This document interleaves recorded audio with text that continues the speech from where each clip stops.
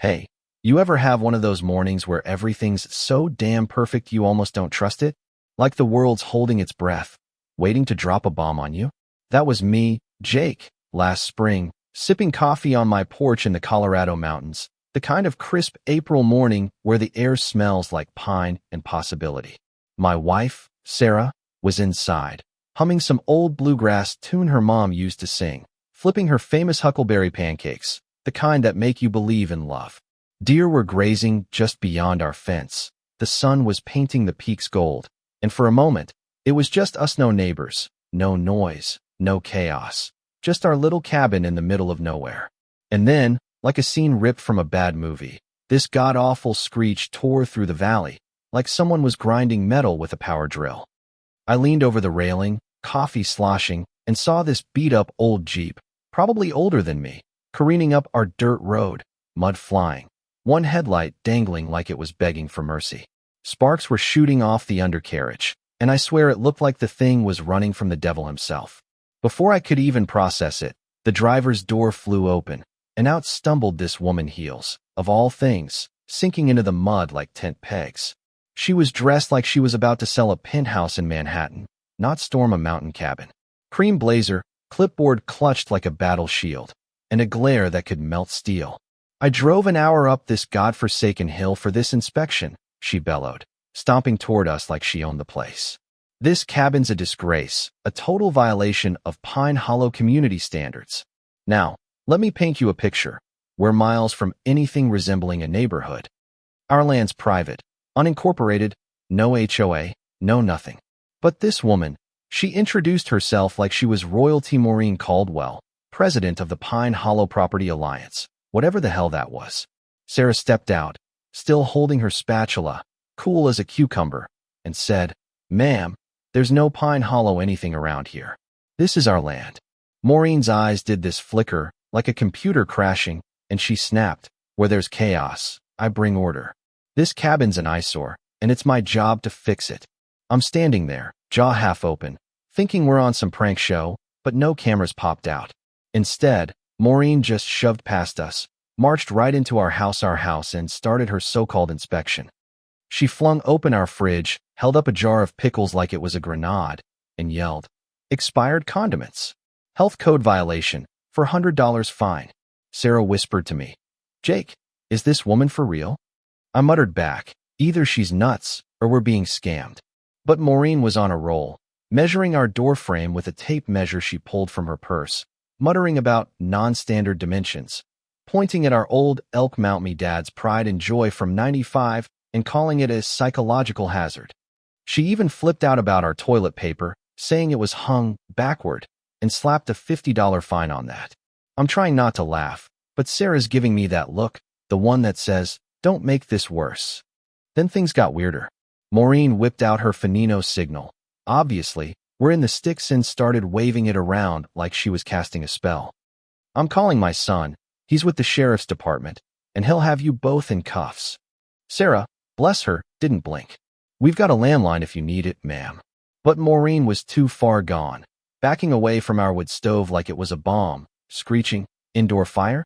That's a fire marshal violation, $1,000. I'm about to lose it when a voice cuts through from the porch. "Mom, what the hell are you doing?" We all spin around, and there's this young guy, maybe 22, standing there in a hoodie that says Sheriff's Academy, holding a crumpled gas station coffee cup, looking like he'd rather be anywhere else. "Mom, this is my friend's cabin," he says, voice dripping with embarrassment.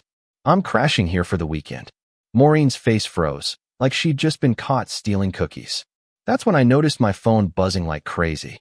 See, I'd been running a live stream for my little outdoor vlog channel, just a chill tour of our cabin for my 500 subscribers. Except now, it wasn't 500. It was 10,000, then 50,000, then 500,000. The chat was exploding. "That's the lady who found my grandma's mailbox. She scammed my cousin in Denver. Is that Karen still at it?" Turns out, Maureen wasn't just some random nut. She was a known con artist, running fake HOA schemes across Colorado. Maureen caught sight of my camera tripod and lost it. "Illegal surveillance. Federal crime," she screamed. Sarah, calm as ever, said, "Ma'am, you walked into our house. That's called trespassing. Maureen, dead serious, fired back. I self-consented to be here. That's legally binding.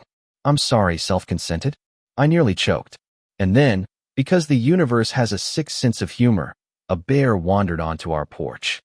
Yeah, a real black bear, big as a fridge, just strolling up like he owned the place. He sniffed the air, locked eyes with Maureen, and swear to God snatched her clipboard right out of her hands. Walked off with it like he had a meeting to get to. The live stream chat went feral. Bear for president. Name him Sheriff Smokey. Maureen, meanwhile, was shrieking. That bear's unlicensed. Arrest it. Sarah and I were doubled over, tears in our eyes, as this bear just sauntered into the woods, clipboard in mouth. But the real kicker came when Maureen's son, Ethan, walked over to her Jeep to grab her phone charger and found something else: stacks of papers, fake contracts, forged liens, a notebook labeled Pine Hollow Marks. Ethan's face went white. Mom, how many people have you done this to? Maureen lunged for the papers, yelling, That's private business. But Ethan held firm, pulled out his phone, and said, I'm calling my supervisor. This is fraud. Maureen's voice cracked. You wouldn't turn in your own mother. Ethan, shaking, said, I'm training to be a sheriff, Mom. You're breaking the law. Cue the cavalry. Out of nowhere, we hear this whump whump whump helicopters, actual black helicopters, swooping over the trees, followed by a line of SUVs kicking up dust on our road. Real sheriffs, real badges, real handcuffs. They stormed in, and Maureen tried one last time to spin it, pointing at our fridge and yelling, They've got expired mustard. The lead deputy just shook his head. Ma'am, step away from the kitchen. They found a bag in her Jeep stuffed with confiscated items from her so-called inspection jewelry, cash, even a kid's toy from some poor family she'd scammed. You're under arrest for fraud, theft, and impersonation, the deputy said. Maureen, even in cuffs, tried to fine them for improper vehicle alignment. Ethan spilled everything. He'd been suspicious for months, watching his mom pull these scams, but never had hard proof until now. He'd been working with the sheriff's department, quietly building a case. The worst part? Maureen had been using our cabin as a drop point. While we were out of town last fall, she'd paid some shady contractor to dig a hidden cellar under our shed. No permits, no records where she stashed her scam files, fake IDs, and stolen cash. We'd been living above her criminal empire and had no clue. Sarah and I just stood there, stunned, as deputies hauled out boxes from our own property. Maureen got 3 years in prison, banned from ever setting foot in the mountains again, and get this order to scrub real HOA offices as community service. Ethan finished his training and now works fraud cases for the sheriff's department. That bear? The internet named him Bandit, and he's a legend. Got his own merch, a hashtag, even a coffee brand called Bandit's Brew. Our cabin, it's a tourist trap now. People drive up to snap selfies on the porch, calling it the Bandit Bust site. We sell mugs and t-shirts, and I'm making more off this than I ever did fixing computers. Every morning, I'm back on that porch, coffee in hand, watching the deer, listening to the pines whisper. Sometimes justice doesn't come in a courtroom. It shows up in heels, gets humiliated by a bear, and leaves you with a story nobody'll believe. So, tell me, if some Maureen stormed into your life with fake rules and a power trip, what would you do? Drop it in the comments, your wildest HOA stories, your thoughts on scams, or just how you'd handle a bandit-level takedown. Hit that like button, share this with your crew, and subscribe, because trust me, the next story's even wilder.